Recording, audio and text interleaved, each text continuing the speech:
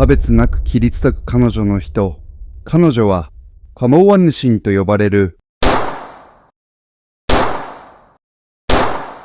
Don't eat too much today, or I'll find out.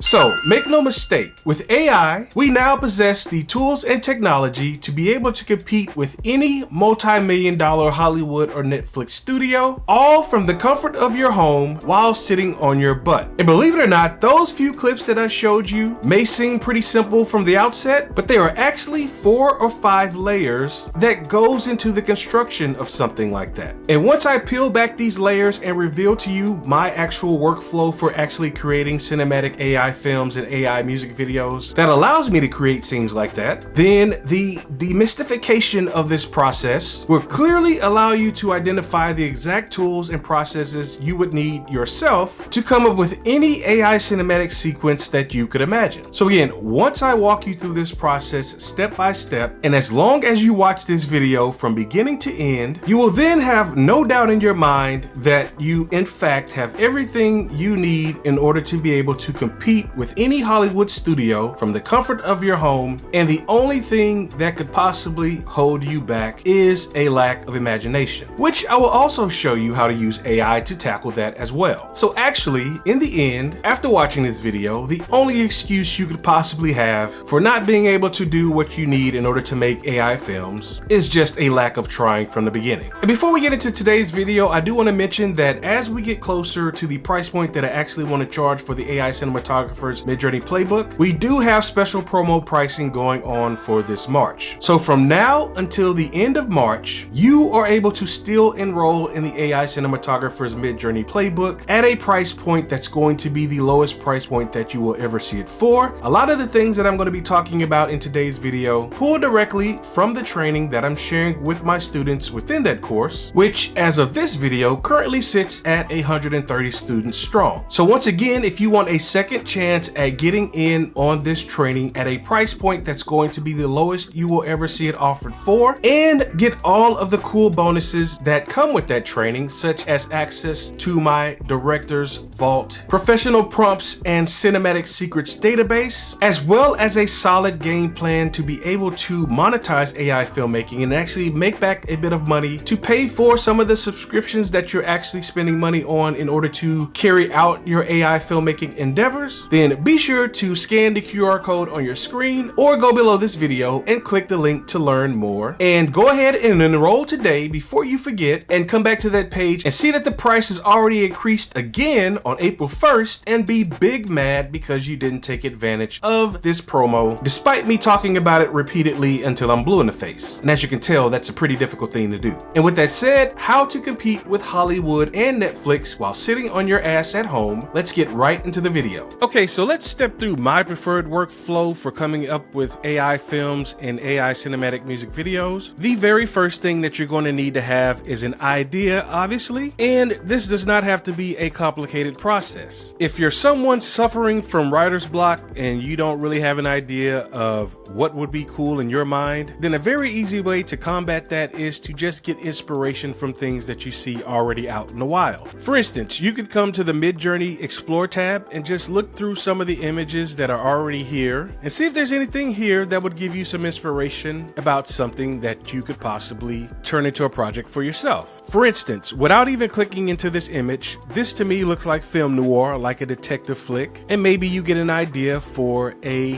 1950s, 1940s, 1930s film noir type project. And just as how I described it, I clicked into the image, and as you can see right there, it says this scene is reminiscent of film noir. And so all you want to do is just go through here and see if there's anything that sparks your imagination. It doesn't mean that you're copying anyone, you're just getting an idea of what others are doing and drawing from that inspiration for your own projects. Here's another method of going about this. Let's say that you enrolled in my AI Cinematographer's Midjourney Playbook training and you opened up my director's vault, which is my professional prompts and cinematic secrets database. You saw any of these images right here, which is under this SREFs that slapped tab, you saw some of these images. They looked pretty cool. You could then do this. Let's take this image right here because I actually did this before already. I created this image and I really liked the way it turned out. Using the SREF, I created it in Midjourney and I was even shocked to get something like this. I mean, to me, this looks amazing. It's something that I had not even come up with in my wildest imaginations. I gave it a prompt and this was one of the generations that came from that prompt. And then I said, hey, what else can we do with this particular theme, this particular shot? What else can I pull from this to make it something that could be an actual project? So what I then did is I took this image and did the following. Now this right here is Google AI Studio and it's actually free, at least at the time of this video. And with Google AI Studio, you get access to their latest and greatest models, such as Gemini 2.0 Pro. So if you're familiar with Gemini, if you're familiar with ChatGPT, if you're familiar with Anthropic's Claude, if you're familiar with X's Grok, Perplexity, Llama, all of those things are what we call large language models or LLMs. And basically within Google AI Studio, you're able to access the Gemini LLM for free. So I took the image that you saw in my prompts database, I uploaded it to Google AI Studio, and this is what I did next because I actually used this chat, which you see entitled Midjourney Prompt Engineering Guidelines. I actually used this chat to create the prompt to make that image. And so I told Gemini, hey, this hologram ritual photo, this prompt turned out to be stunning, and the attached is the result of the prompt that you gave me. I then said, give me some ideas on an entire sequence of shots that could be connected to this. And then from that, it gave me these different kinds of cinematic scenes that I could go to Midjourney and prompt for as well, and make an entire cinematic sequence around. So as you can see right here, it says establishing shot, the approach, and here's the prompt, medium shot, the guardians, and close up the symbol. Now, all of these prompts that it gave me was mostly connected to this image right here, but what I was actually looking for is something a bit more deeper, like, okay, this is cool, but who are the people in a society? Where do they live? What do the people look like? Things like that. And that's exactly what I did when I told Gemini that that's not what I had in mind. And I said, I'm looking for ideas that would be connected to the society itself. What are their people like? Where do they live? What do the people look like? Are they alone in this world? And when I say alone in this world, meaning like, are these the only people on this planet? Or are they just a small society within a much larger, bigger picture? I also asked it, hey, are they the dominant society or are they outcasts? You know, are they being hunted or are they the ones that are the oppressors? Things like that. And then you can just take the ideas that Gemini is giving you, determine if you like them or tweak them a bit further, and you can literally create an entire cinematic short film or cinematic sequence from one particular image. I'm going to be showing you guys exactly how I'm going to do that in an upcoming cinematic music video, but this is just an example of how you can actually use these LLMs to basically be your screenwriter and creative partner. The next thing that's part of my workflow is 99.99% of the time I'm using Midjourney for my text to image generations. And I don't know about you guys, it's just been my personal opinion, my personal experience that Midjourney just generates the best cinematic scenes on the market. And it's not just because I have a course called the AI Cinematographer's Midjourney Playbook. Actually, the inspiration behind that is because of the fact that I knew that majority of my AI cinematic works would be revolved around Midjourney just because they create stunning images. Some of the few things that I love about Midjourney is being able to do things like using style references, which are called SREFs. You can actually combine multiple style references to get a certain look in an image. You can also create something called a global profile, which I'll talk about in just a minute, but you can also use the global profile of someone else. So for instance, take this particular image that I've added to the prompts database in the training. The prompt says cinematic cyberpunk city street. And what you also notice is that I'm giving you my global profile from Midjourney. Now, you don't have to use this global profile. If you've got your own global profile, again, just give me a minute. We're going to get right to that. You can plot that in there. there, but you're not going to get this particular look because this particular look is specific to my global profile. So now, what do we mean when we talk about global profile? Well, basically what you would need to do is click on this personalize tab right here, and then you would see something like this. It says, teach Midjourney about what you find beautiful. And basically what you would end up doing is turning the personalization on, and then you'd want to click create standard profile. And what happens next is this. You then come here and you start to rank the images based on what you like. And from all of these rankings, you will end up with your own global profile. You can have multiple profiles, or you can continue to fine tune one that you've already got. So check this out. If I were wanting to create a new global profile, and if I had the choice between this image and this image, you would click on one or the other. If none of these images look that great to you, then you would press the number 3 to skip it. And honestly, if you're just getting started with Midjourney, especially if you're getting started with the AI Cinematographer's Midjourney Playbook course, one of the very first things you want to do if you're new to Midjourney is to create a global profile. Because again, as it says, you're teaching Midjourney about what you find beautiful. So as you can see, it says something like, do you like cute animals or fearless fantasy creatures? Buildings, old and rugged or sleek and modern? Profiles help Midjourney get to know you and shape images toward what you love. And again, as I mentioned, this right here is my global profile. If I click into it, you'll see that I've got over 1,000 rankings, and I could continue to fine tune it by ranking even more images. And I know some of you are going to say that, hey,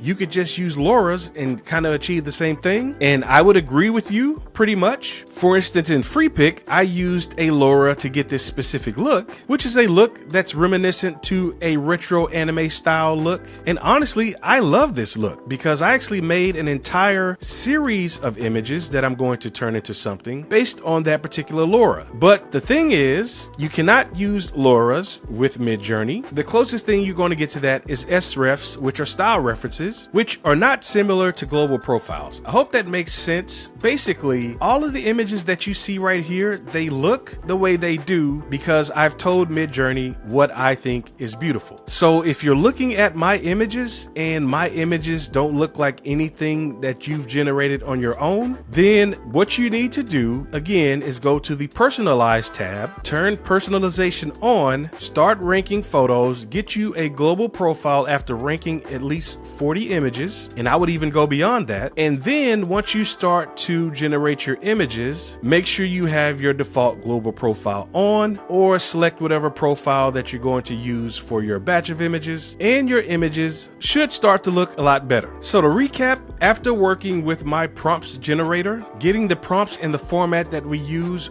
for creating Midjourney images, the same prompt structure that I give you in the AI Cinematographer's Midjourney Playbook, the next thing I'm doing is going over to my text to image generator Midjourney and start to generate images. The next step in my process is going over to FreePic and using either their Magnific AI upscaler or their classic upscaler, which is the one that I prefer, the one that I told you guys that I thought was the Magnific AI upscaler all along. Turns out it wasn't. And upscaling my images. Now you may be wondering why I do not upscale my images within Midjourney. I've already showed you guys in a previous video. It's okay, but it's not as sharp and as stunning as what you can get with a external upscaler like the ones that you get within FreePic. So if I'm doing something like this and I actually want this image and want to actually upscale it, I am not upscaling within Midjourney itself. I'm just going right here and clicking download and bringing that particular image over to FreePic. And the way you get to the upscaler within FreePic is this. You want to be on the edit tab and you want to upload something from your computer. And basically all you do is click browse files, find the image that you want to upscale. And once you bring in your image, you'll get this interface that you see right here. Now, I'm not going to upscale this from the very start. I'm going to walk you through the iterations of what the image looked like and what it ended up turning out looking like once I actually upscaled it. So starting with the original image that I'm going to click right here, you can see how powerful upscaling your image in FreePic can be, because this image itself came from Midjourney. And as you can see, if I did an upscale within Midjourney, it would have remained looking just like this. And if I'm being completely honest, the faces of the women in this photo just look plastic plastic. They don't look real to me. And if you were to turn this into an image to video, it's basically what you see is what you get. And so we take this image, again, that's from Midjourney, and then we would click on this upscale button right here. This then gives you two options. The classic upscaler, which is the one that I'm pretty fond of. This is the original FreePic upscaler that I told you guys that I thought was the Magnific upscaler all along, because as I mentioned, FreePic acquired Magnific AI in early 2024, and the upscaler within FreePic was the one that I thought was the Magnific AI upscaler. If you went to Magnific AI website, that upscaler there has now been brought over into FreePic, and this is what it looks like. I toggle between these two often because sometimes you get a certain look with the Magnific AI upscaler that's also pretty good, but oftentimes I get exactly what I'm looking for using the classic upscaler. And I'm going to step through some of these upscales. Again, this is the original, and this is the upscale that I got using the standard and subtle upscale feature. Now, the only thing that kind of concerns me with this is if I'm looking at my history, I can't really tell if I did this with the classic or the Magnific one. I'm pretty positive that I did it with the classic upscaler, because let me just see, if I click this, like, you can't really tell based on the data here which upscaler you used. But given that 99% of the time I'm using the classic upscaler, I'm almost positive that that's the one that I used for this. Another thing that you can do is retouch images when you've got something a bit crazy going on. For instance, I'm going to blow this image up a bit, and as you can see right here, this chick back here looks like she's got a lazy eye. And that's part of the other training that I teach you guys in the AI Cinematographer's Midjourney Playbook, is how to train your AI eye, because again, anything that looks crazy in your image, before you take it to something like Kling or Hailuo to make an image to video version of that, it's going to look crazy there as well. So again, I immediately spotted that, hey, this chick looks like she has a lazy eye. Let me try to fix that. And what I did was I went over to the retouch tool, and what I did there was click on the replace tool, and then I highlighted this and just said, hey, it's just an eye. And actually what I'm going to do is I'm going to do that right quick. I'm not going to save what I'm doing because I've already done that. As you can see in this image right here, I was able to clean that up, and she has a normal looking eye. But just to show you how that goes, if we were here and she's got the lazy eye going on, what I'm going to do is I'm clicking on replace, and I'm going to lower this a bit to get the painter itself to kind of just blot that right there. And you have two options. You can do the auto mode, and then you've got the pro version, which I believe uses flux, but you can usually get what you need using the auto version. I'm going to show you what I mean. So I'm just going to come right here. I'm just going to say an eye. Then I'm going to click retouch, and what it's going to do is generate some previews of what the replacement can potentially look like. And as you hover over these things, you'll see the changes themselves. And honestly, I would not use these because maybe the painting brush was a bit too wide. So I would go back and shrink that. And again, I'm just going to hit cancel, and I'm going to make this a bit smaller. Well, actually the smallest it will go is 8, but let's see. I'm just going to maybe reposition it like that, and then just say I'm going to say perfect eye. Let's see if I get lucky. So I could just see from the preview that none of these would work. I mean, you can highlight over and you can see that's even crazier, but this might work or it may not. And if it doesn't work, you can just say generate more options. And sometimes, guys, it just boils down to a bit of luck. Like this one could potentially work, or you could keep rolling until you get something that you like. But again, I'm not going to continue to roll this because I've already got this perfect already. But I just wanted to show you some ideas on if you have images that you've got your eye set on that have some imperfections in them, you can use this retouch tool to fix that. So again, after fixing the eye, this image to me looks pretty perfect. One of the other steps that you could do is to see what it looks like if you upscale the image even further. If we go back to the upscale tab, and again, we're under the classic setting, this was initially upscaled under the subtle setting. And again, FreePic has something called imagination. You can leave it at none, and then you do either 2K or 4K upscale on the original image from Midjourney. And again, if this was a better looking image, then you'd be fine. And sometimes you get that. It just happens that the SREF that I used with this image kind of threw it off. But a lot of times you don't get something like this with faces like this from Midjourney. As you can see right here, this image was the original image from from Midjourney, and then I upscaled it to this, which, you know, either one works, either the Midjourney version or this upscaled version. And so this is how I'm able to tell which upscaler that I used. So you see that automatic right there? That's the setting under this Magnific AI upscaler. As you can see, the engine was automatic. It says it right there. This particular image that I used for the YouTube communities post was done with the classic upscaler, and I actually prefer it over the one that you saw with the Magnific AI upscaler. Sometimes the Magnific AI upscaler does a better job. Again, you just have to test it out for yourself. But the point I wanted to make right quickly here was what I showed you with the other image that we're going to go back to. Oftentimes you don't have the faces looking crazy like that. So I don't want you to think that that's a norm. But again, coming back to this image, you can do a non-imagination, a subtle imagination, a vivid, and a wild. I will usually always do a subtle and a wild imagination. And the wild imagination gives it a completely different look. Sometimes it works very well. Sometimes it blows it out of proportion. And this right here is what it looks like under a wild imagination. And I don't know about you, I would say this particular upscale looks stunning. I mean, even the girl back here with this wild imagination, you'd never even know that there was anything going on with her eye from the original image like we talked about. And what you can do is you could see what the upscale looks like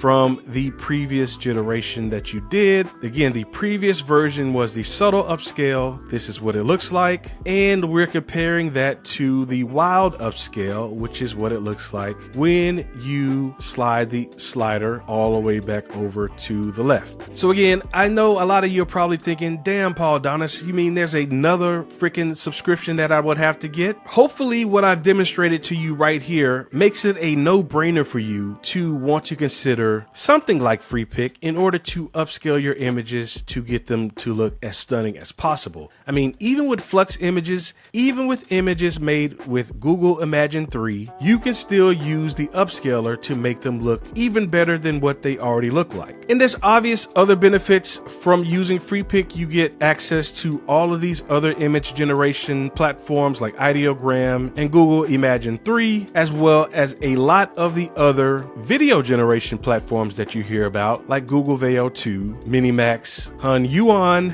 Kling, Pika, Runway, Pixverse. This could essentially be an all-in-one platform for you. So I wouldn't just think about it as, hey, I've got to pay another subscription just to get the upscaler. You've got all these other cool things that you can use within that subscription, which would probably allow you to save some money on having multiple subscriptions elsewhere like I do. Okay, so now that I've got my upscaled image, what do I do next? The very next thing that I end up doing is going over to an image to video generator. And again, 99.9999% of the time, I'm going to be using Kling 1.6. And let me just quickly demonstrate some of my frustrations with some of the other platforms like Hailuo / Minimax that you may have seen me ranting about on my YouTube community post the other day. As you can see from this image right here, this is a image that I uploaded to Kling, and notice how the face, the look, everything stays pretty normal. There's no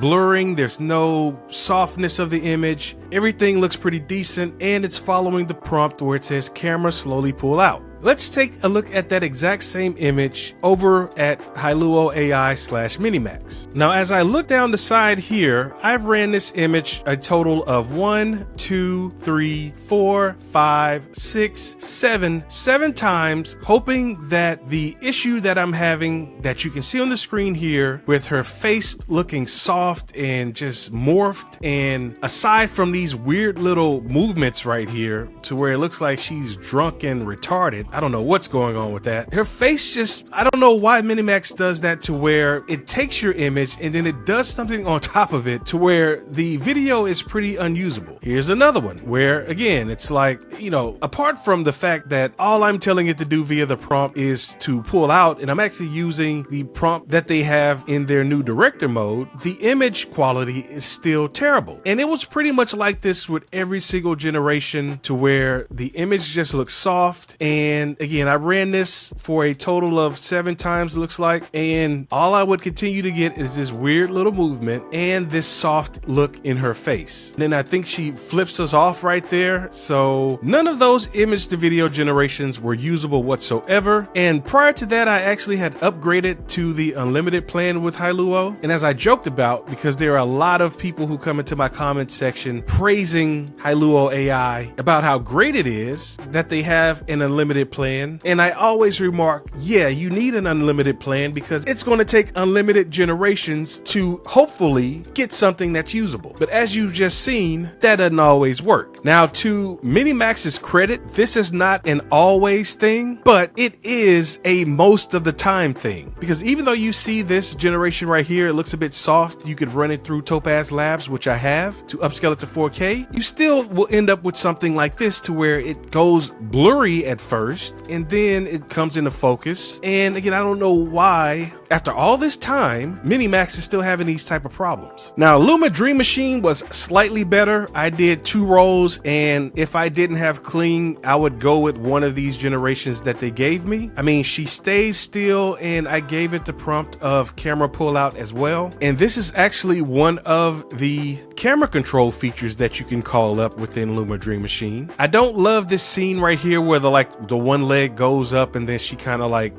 that really doesn't make sense. But if I had to choose out of the 2, I could definitely get away with using the first image generation. And again, I would like the face to be a little bit more sharper, like how it is in Kling, but it definitely doesn't have all of that craziness going on like what you saw within Minimax. Now, one of the other things I like about Kling is that it can get things like gunshots down pretty well. It was all over the place with Minimax, and I'll show you what that looks like in a separate video. Like, Kling was the only one that could get this correct. Luma Dream Machine struggled with it as well. I mean, that stuff looks so crazy. Like, those platforms should be ashamed of themselves that after all this time, their stuff still looks like that. And Kling is literally the only one getting this stuff correct. Which brings me to the next thing. If you wanted to take a clip like this and add some sound effects to it, like gunshot,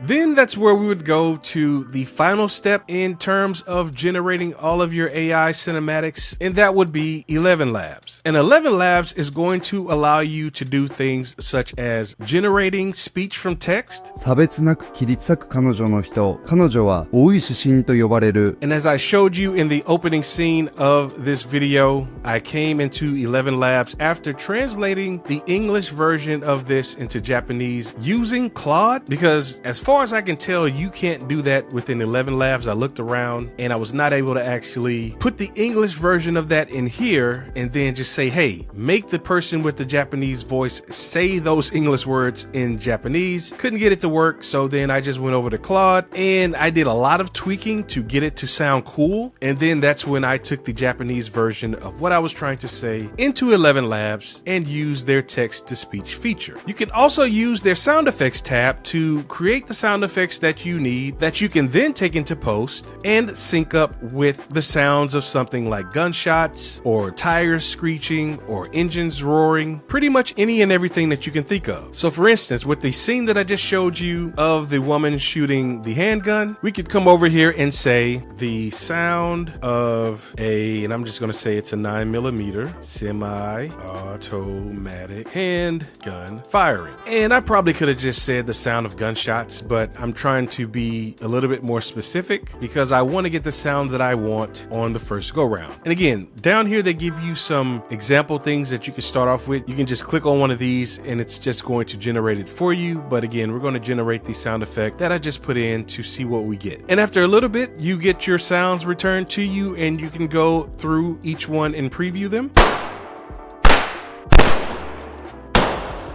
And I would say out of all of them, I would either go with number 1 or number 4. But if I didn't like the way they turned out, I could just say generate sound effects again, or I could change up the prompt. You can also click on the settings tab and change a few things there. I have it set to automatically pick the best length because sometimes ElevenLabs will generate a sound effect, and even though the sound effect itself may be only a few seconds, it'll still generate like an 8-second or a 10-second clip that's just empty. So one of the things I do is tell it to automatically pick the best length, and you can also play with the prompt influence to where you can have it sound more creative going to the left, or you can tell it to follow the prompt more going to the right. Now, one of the things a lot of you will be interested in is actually taking text-to-speech generations and actually having your AI characters speak the dialogue that you want them to say. And that is the other reason why I'd recommend you use Kling, because all you'd have to do is once you actually generate the dialogue, it'd probably take you some iterations to get it sounding how you want it. And I can go through that in a different video because that can get very nuanced. There's a lot of controls that you would play around with to get it to sound how you want. But once you get it how you want, you would just download the sound effect here. And then what you'd want to do is click on the lip sync button. And once you do that, it's going to take you to the lip sync tab. Don't eat too much today, or I'll find out. And as you can see, I did this some time ago. You would upload the clip that you took from ElevenLabs under the upload local dubbing, and you would get your output. And it looks like if you didn't like the way it turns out, you could just click redub and upload a new file. Since I was already pretty set on the one that I created in ElevenLabs, there was no need for me to redo it. So everything worked out how I needed initially. And again, guys, that's my entire process for making cinematic films, cinematic music videos from end to end. The only thing that I haven't shown you is taking things into Final Cut Pro, but that could be an entire video in itself. And this video is already probably run pretty long just based on how it feels while recording it. And then also, some of you are probably not even using Final Cut Pro. You're probably using DaVinci Resolve or CapCut or maybe even Adobe Premiere. So I don't know how useful that would be to you other than the fact that editing is editing. So it doesn't really matter what tool you use to edit with. The principles of editing are essentially the same, especially when it comes to cinematic films and cinematic music videos. So yeah, I would absolutely demonstrate that in another video,